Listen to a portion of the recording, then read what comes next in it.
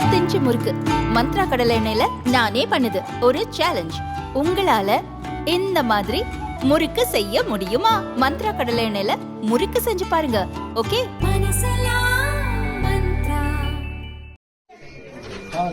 प्रताप सारंगी जी से बात करें,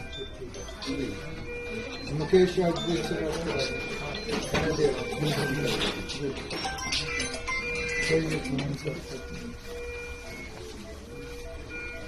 हाँ प्रणाम सर।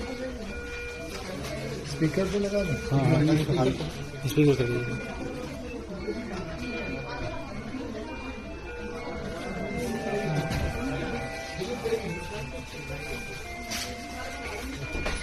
हाँ प्रणाम सर, मुकेश राज। नमस्ते, कैसी है भाई तबीयत?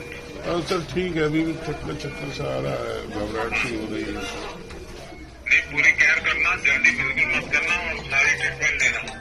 ठीक है सर, ठीक है सर, ठीक है सर, ठीक, प्रणाम सर, प्रणाम।